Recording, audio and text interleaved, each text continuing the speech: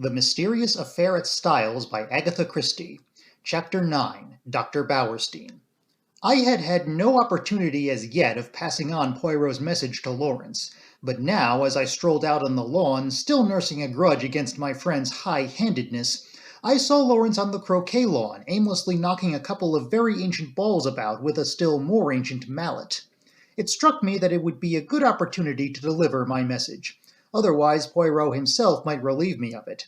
It was true that I did not quite gather its purport, but I flattered myself that by Lawrence's reply, and perhaps a little skillful cross-examination on my part, I should soon perceive its significance. Accordingly, I accosted him. "I've been looking for you," I remarked untruthfully. "Have you?" "Yes, the truth is I've got a message for you from Poirot." "Yes?" "He told me to wait until I was alone with you," I said, dropping my voice significantly and watching him intently out of the corner of my eye. I have always been rather good at what is called, I believe, creating an atmosphere. "Well?" There was no change of expression in the dark, melancholic face. Had he any idea of what I was about to say? "This is the message." I dropped my voice still lower. "Find the extra coffee cup and you can rest in peace." "What on earth does he mean?" Lawrence stared at me in quite unaffected astonishment. "Don't you know?" "Not in the least, do you?" I was compelled to shake my head. "What extra coffee cup? I don't know." "He'd better ask Dorcas or one of the maids if he wants to know about coffee cups. It's their business, not mine. I don't know anything about the coffee cups, except that we've got some that are never used, which are a perfect dream. Old Worcester, you're not a connoisseur, are you, Hastings?" I shook my head. "You miss a lot. A really perfect bit of old china. It's a pure delight to handle it, or even to look at it." "Well, what am I to tell Poirot?" "Tell him I don't know what he's talking about. It's double Dutch to me." "All right." I was moving off towards the house again when he suddenly called me back. "I say, what was the end of that message? Say it over again, will you?" "Find the extra coffee cup and you can rest in peace. Are you sure you don't know what it means?" I asked him earnestly. He shook his head. "No," he said musingly. "I don't. I wish I did." The boom of the gong sounded from the house, and we went in together. Poirot had been asked by John to remain to lunch and was already seated at the table. By tacit consent, all mention of the tragedy was barred. We conversed on the war and other outside topics. But after the cheese and biscuits had been handed round and Dorcas had left the room, Poirot suddenly leant forward to Mrs. Cavendish. "Pardon me, madame, for recalling unpleasant memories, but I have a little idea." Poirot's little ideas were becoming a perfect byword. "And would like to ask one or two questions." "Of me? Certainly."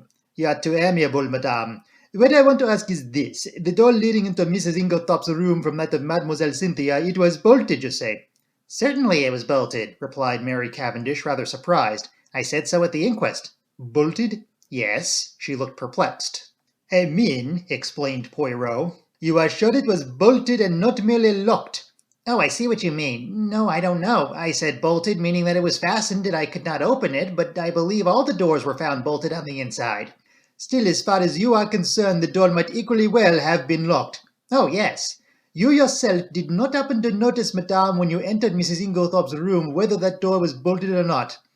I believe it was." "But you did not see it?" "No, I never looked." "But I did," interrupted Lawrence suddenly. "I happened to notice that it was bolted." "Ah, that settles it." And Poirot looked crestfallen. I could not help rejoicing that for once one of his little ideas had come to naught. After lunch, Poirot begged me to accompany him home. I consented rather stiffly. "You are annoyed, is it not so?" he asked anxiously as we walked through the park. "Not at all," I said coldly. "That is well. That lifts a great load from my mind." This was not quite what I had intended. I had hoped that he would have observed the stiffness of my manner. Still, the fervor of his words went towards the appeasing of my just displeasure, I thought. "I gave Lawrence your message," I said. "And what did he say? He was entirely puzzled?" "Yes, I am quite sure he had no idea of what you meant." I had expected Poirot to be disappointed, but to my surprise he replied that that was as he had thought, and that he was very glad. My pride forbade me to ask any questions. Poirot switched off on another tack. "Mademoiselle Cynthia was not at lunch today. How is that?" "She is at the hospital again. She resumed work today." "Ah, she is an industrious little demoiselle, and pretty too. She is like pictures I have seen in Italy. I would rather like to see that dispensary of hers. Do you think she would show it to me?" "I am sure she would be delighted. It's an interesting little place." "Does she go there every day?" She has all Wednesdays off and comes back to lunch on Saturdays. Those are her only times off. I will remember. Women are doing great work nowadays, and Mademoiselle Cynthia is clever. Oh yes, she has brains, that little one. Yes, I believe she passed quite a stiff exam. Without doubt. After all, it is very responsible work. I suppose they have very strong poisons there? Yes, she showed them to us. They're kept locked up in a little cupboard. I believe they have to be very careful. They always take out the key before leaving the room. Indeed, it is near the window, this cupboard? No, right the other side of the room. Why? Poirot shrugged his shoulders. I wondered, that is all. Will you come in? We had reached the cottage. No, I think I'll be getting back. I shall go round the long way through the woods. The woods round Styles were very beautiful. After the walk across the open park, it was pleasant to saunter lazily through the cool glades. There was hardly a breath of wind, the very chirp of the birds was faint and subdued. I strolled on a little way and finally flung myself down at the foot of a grand old beech tree. My thoughts of mankind were kindly and charitable. I even forgave Poirot for his absurd secrecy. In fact, I was at peace with the world. Then I yawned.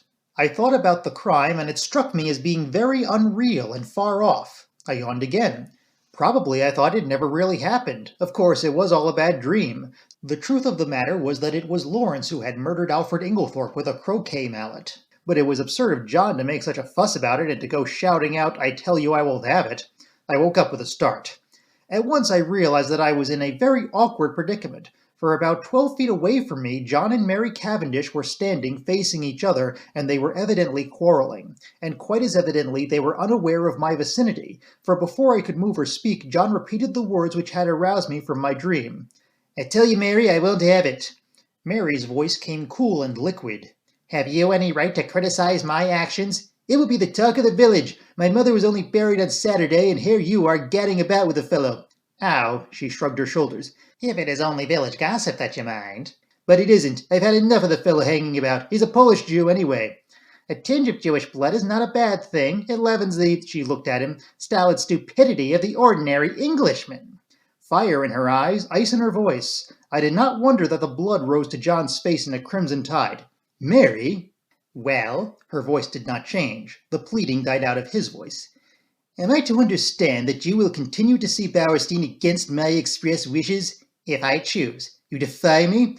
"No, but I deny your right to criticize my actions. Have you no friends of whom I should disapprove?" John fell back a pace. The color ebbed slowly from his face. "What do you mean?" he said in an unsteady voice. "You see," said Mary quietly, "you do see, don't you, that you have no right to dictate to me as to the choice of my friends." John glanced at her pleadingly, a stricken look on his face. "No right? Have I no right, Mary?" he said unsteadily. He stretched out his hands. "Mary?" For a moment I thought she wavered. A softer expression came over her face, then suddenly she turned almost fiercely away. "None." She was walking away when John sprang after her and caught her by the arm. "Mary," his voice was very quiet now, "are you in love with this fellow Bowerstein?" She hesitated, and suddenly there swept across her face a strange expression, old as the hills, yet with something eternally young about it. So might some Egyptian sphinx have smiled. She freed herself quietly from his arm and spoke over her shoulder. "Perhaps," she said, and then swiftly passed out of the little glade, leaving John standing there as though he had been turned to stone. Rather ostentatiously I stepped forward, crackling some dead branches with my feet as I did so. John turned.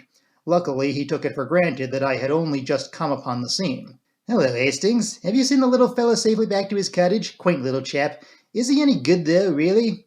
"He was considered one of the finest detectives of his day." Well, I suppose there must be something in it, then. What a rotten world it is, though." "You find it so?" I asked. "Good Lord, yes. There's this terrible business to start with. Scotland Yard men in and out of the house like a jack-in-the-box. Never know where they won't turn up next. Screaming headlines in every paper in the country. Damn all journalists, I say. Do you know there was a whole crowd staring in at the lodge gates this morning? Sort of Madame Tussauds Chamber of Horrors business that can be seen for nothing. Pretty thick, isn't it?" "Cheer up, John," I said soothingly. "It can't last forever." "Can't it, though? It can last long enough for us never to be able to hold up our heads again." No, you're getting morbid on the subject." "Enough to make a man morbid, to be stalked by beastly journalists and stared at by gaping moon-faced idiots wherever he goes. But there's worse than that." "What?" John lowered his voice. "Have you ever thought, Hastings, it's a nightmare to me, who did it? I can't help feeling sometimes it must have been an accident, because who could have done it? Now Inglethorpe's out of the way, there's no one else. No one, I mean, except one of us." Yes, indeed, that was nightmare enough for any man. One of us, yes, surely it must be so, unless... A new idea suggested itself to my mind. Rapidly I considered it. The light increased. Poirot's mysterious doings, his hints, they all fitted in. Fool that I was not to have thought of this possibility before, and what a relief for us all. No, John, I said, it isn't one of us. How could it be? I know, but still, who else is there? Can't you guess? No. I looked cautiously round and lowered my voice. Dr. Bauerstein, I whispered. Impossible. Not at all. But what earthly interest could he have in my mother's death? That I don't see, I confessed, but I'll tell you this, Poirot thinks so. Poirot, does he? How do you know? I told him of Poirot's intense excitement on hearing that Dr. Bauerstein had been at Styles on the fatal night, and added, he said twice, that alters everything. And I'd been thinking, Inglethorpe said he had put down the coffee in the hall. Well, it was just then that Bauerstein arrived. Isn't it possible that as Inglethorpe brought him through the hall, the doctor dropped something into the coffee in passing? Said John. It would have been very risky. Yes, but it was possible. And then how could he know it was her coffee? No, old fellow, I don't think that will wash. But I had remembered something else. You're quite right, that wasn't how it was done. Listen. And then I told him of the cocoa sample which Poirot had taken to be analyzed. John interrupted just as I had done. But look here, Bauerstein had had it analyzed already. Yes, that's the point. I didn't see it either until now. Don't you understand? Bauerstein had it analyzed. That's just it. If Bauerstein's the murderer, nothing could be simpler than for him to substitute some ordinary cocoa for his sample and send that to be tested. And of course they would find no strychnine. But no one would dream of suspecting Bauerstein or think of taking another sample except Poirot, I added with belated recognition. Yes, but what about the bitter taste that cocoa won't disguise? Well, we've only his word for that. And there are other possibilities. He's admittedly one of the world's greatest toxicologists. One of the world's greatest what? Say it again. He knows more about poisons than almost anybody, I explained. Well, my idea is that perhaps he's found some way of making strychnine tasteless. Or it may not have been strychnine at all, but some obscure drug no one has ever heard of, which produces much the same symptoms. Yes, that might be, said John. But look here, how could he have got at the cocoa? That wasn't downstairs. No, it wasn't, I admitted reluctantly. And then, suddenly, a dreadful possibility flashed through my mind. I hoped and prayed it would not occur to John also. I glanced sideways at him. He was frowning perplexedly, and I drew a deep breath of relief, for the terrible thought that flashed across my mind was this, that Dr. Bauerstein might have had an accomplice. Yet surely it could not be. Surely no woman as beautiful as Mary Cavendish could be a murderess. Yet beautiful women had been known to poison. And suddenly I remembered that first conversation at tea on the day of my arrival, and the gleam in her eyes as she had said that poison was a woman's weapon. How agitated she had been on that fatal Tuesday evening. Had Mrs. Inglethorpe discovered something between her and Bauerstein and threatened to tell her husband? Was it to stop the denunciation that the crime had been committed? Then I remembered that enigmatical conversation between Poirot and Evelyn Howard. Was this what they had meant? Was this the monstrous possibility that Evelyn had tried not to believe? Yes, it all fitted in. No wonder Miss Howard had suggested hushing it up. Now I understood that unfinished sentence of hers, Emily herself. And in my heart I agreed with her. Would not Mrs. Inglethorpe have preferred to go unavenged rather than have such terrible dishonor fall upon the name of Cavendish? There's another thing, said John suddenly, and the unexpected sound of his voice made me start guiltily. Something which makes me doubt if what you say can be true. What's that? I asked, thankful that he had gone away from the subject of how the poison could have been introduced into the cocoa. Well, the fact that Bauerstein demanded a post-mortem. He needn't have done so. Little Wilkins would have been quite content to let it go at heart disease. Yes, I said doubtfully, but we don't know. Perhaps he thought it safer in the long run. Someone might have talked afterwards. Then the Home Office might have ordered exhumation. The whole thing would have come out then, and he would have been in an awkward position, for no one would have believed that a man of his reputation could have been deceived into calling it heart disease. Yes, that's possible, admitted John. Still, he added, I'm blessed if I can see what his motive could have been. I trembled. Look here, I said. I may be altogether wrong, and remember all this is in confidence. Oh, of course, that goes without saying. We had walked as we talked, and now we passed through the little gate into the garden. Voices rose near at hand, for tea was spread out under the sycamore tree, as it had been on the day of my arrival.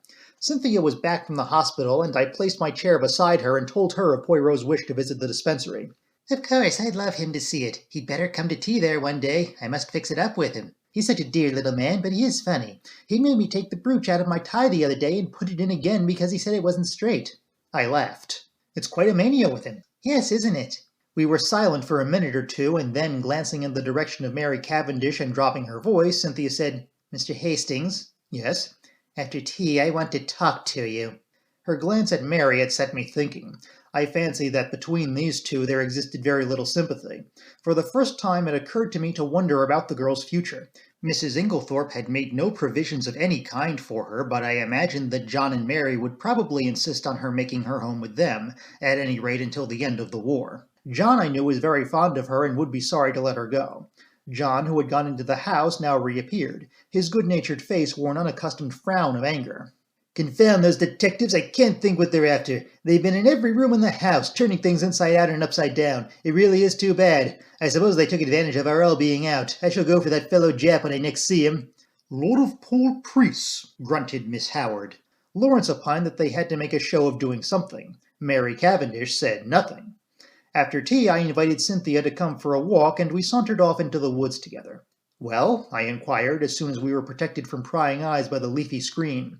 With a sigh, Cynthia flung herself down and tossed off her hat. The sunlight piercing through the branches turned the auburn of her hair to quivering gold. "Mr. Hastings, you are always so kind, and you know such a lot."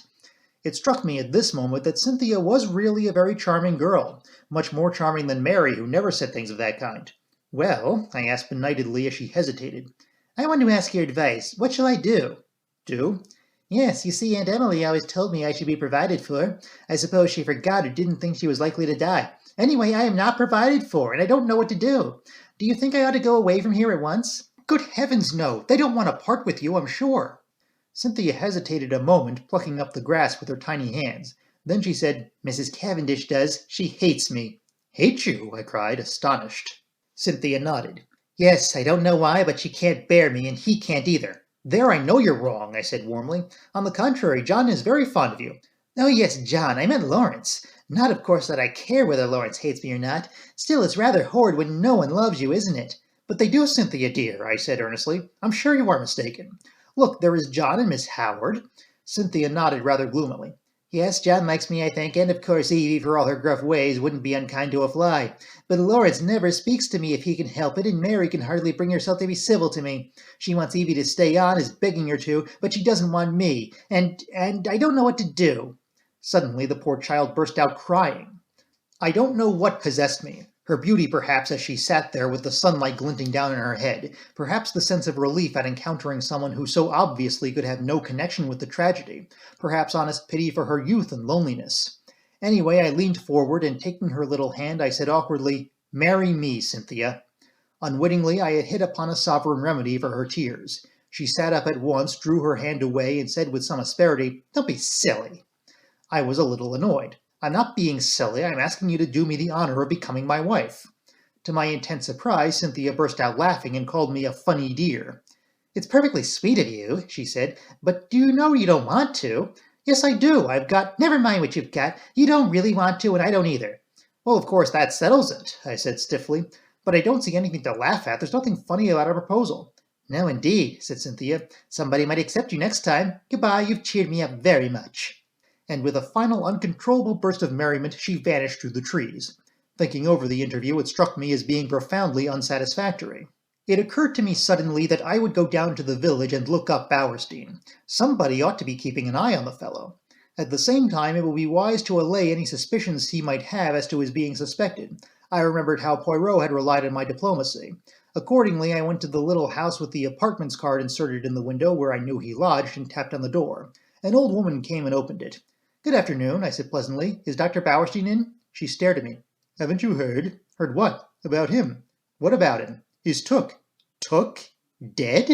"No, took by the police." "By the police?" I gasped. "Do you mean they've arrested him?" "Yes, that's it, and—" I waited to hear no more, but tore up the village to find Poirot.